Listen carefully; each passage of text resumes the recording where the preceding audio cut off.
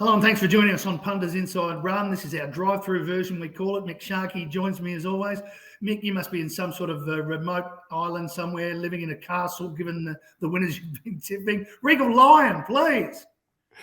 Eagle Lion was all right, wasn't he, Matty? Last Saturday feels like a long time ago, and we're off to a really good start at Royal Ascot on Tuesday night, and Wednesday night was good. Unfortunately, though, look, who said greed is good? I don't know who that is, but I was certainly greedy around Alasifa in the Ribblesdale last night, and sadly the most popular filly of the Royal Meeting didn't turn up.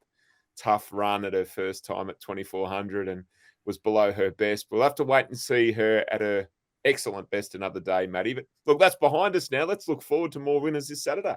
Yeah, let's talk about Saturday. Let's handball Ascot for a minute into the back pocket. It's the final Group 1 of the season at Eagle Farm. It's the Tatts Tiara. Just before we get your thoughts on the race, it's been fascinating to watch this. Most Group 1s of the season, we're so used to seeing Chris Waller being at the top of that list, but this rise of the Mar Eustace camp has been good to watch. And also with what they're pushing into New South Wales more and right around the country with more stables, something they probably need to get used to. Yeah, that's right. And they're really pushing hard into New South Wales, aren't they? They're tying up training properties, and they're doing a big deal on a very popular pre-training venue in Newcastle there on the beaches. So they're really establishing that New South Wales base, taking advantage of the good prize money and that ability to switch horses between Victoria and New South Wales, and really capitalise on that prize money on offer is a great thing for their owners. It doesn't stop, though, does it? There's no off-season for Kieran Maher and Dave Eustace, although they've been in the UK for much of the last week or so with Coolangatta up there enjoying Royal Ascot. The stable keeps going. They've got runners everywhere, and they've got some great winning chances again. All right, let's talk about the Tatts Tiara then. Who do you like? Gee, the barriers have played a big hand here, haven't they? When you looked at the nominations, I was keen on Foxy Frida, but gate 20 is not ideal. Ruthless Dame, a great one in the Stradbroke. Gate 19, two of the leading chances that I was really looking forward to having something on in this race have drawn poorly. It's kind of led me back towards the favourite, Opal Ridge. She was wide and had a tough run last time. So she had her bad luck before grand final day, but she just kept chasing and running to the line. I thought it was a super effort. She's the favourite, I know, but everything's in her favour again here. She's got a great draw. Jock knows her well. It could be a massive result for a young trainer in Luke Pepper if he can win a Group 1 with Opal Ridge. And look, I think she's able to do it. She's the top pick from me. I think she's just got fewer vices than some of the other chances in this race. I'm expecting Kieran Maher and David Eustace to play a hand, though, to a degree. Look, Ruthless Dame's not going to run a bad race. She'll just need a lot of luck from back in the field. A horse that they have in this field who can be a bit of a tease, She's All Class, was really good fresh in the Dane Ripper. With a little bit more room, might have run a place there. I think she will run a big race at a big price. Opal Ridge on top, but She's All Class, the best roughie for me. I'll stick with Ruthless Dane. Yes, we'll need some luck from that wide barrier, but I'm just hoping there's some real genuine tempo, so that if the horse doesn't get too far back, then can be right there at the finish, because we know that run in the Stratty was good, and her other run at 1,400 was a second in the Group 1 surround, so 1,400, no problems there. Anything else we should be following at Eagle Farm? Yeah, really even day, and it is the end of the carnival there, so some of the races do drop off, and some of these horses have been going around a fair bit in recent weeks.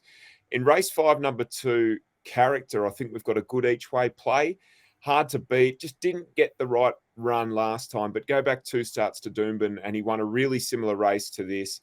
I don't think there's a lot between these horses. Osmos is the favourite here, the mare from France down towards the bottom. Look, she's been good in her runs this preparation, but I don't know if she's screaming out, I'll win this race. She's probably one of a handful of winning chances. At the odds each way, I'll play Character, race 5, number 2. All right, let's turn our attention to Caulfield. We're racing back at Caulfield. Plenty of rain last night in Melbourne. Should we be a bit wary about this new track with a bit of rain around? Is it buyer beware, especially early? Maybe. And look, Jason Kerr made a really good point, the track manager at Caulfield, and reminded us that the track we're racing on tomorrow has actually just had a renovation. It's not a new track. The new track is being built, and I think a lot's been sort of lost in the lead up to this race. So yes, large sections of this track, the Caulfield course proper, have been renovated of late, but look, they're confident that the track will play fair and even, and until we see the races, we can only take those words at face value, can't we? And believe that we'll be on an even playing field. Have you got any punting superstitions or patterns, Matty? I've got one, and I'm a little bit sentimental with my kids. Anytime I see one of the girls' names in a horse, I tend to back it. Do you have anything like that? If I told you how many I've had, we'd never speak again. They'd lock me up and throw away the key. I love it. I love it. Well, I think one of mine, that sentimental little superstition might pay off this weekend. Race 5, number 8, Hazel Baby. Oh, yes, like it. My eldest daughter carries the name. It didn't stop chasing last time behind Extra 2. She's super consistent. Look, she's no standout filly that's going to catapult up through the grades, but in an off-season race where they're all pretty even and a lot of them are coming out of maiden races pretty recently, I think Hazel Baby with that form line around Extra 2, who does look like it's a bit better than off-season grade, sure. She might be the way to go. And earlier in the day, race 2, there's a pretty good sprint race on here for the 3-year-olds. Katsu, who we were with last time in a listed race against the older horses, he ran well in that race, just didn't quite measure up.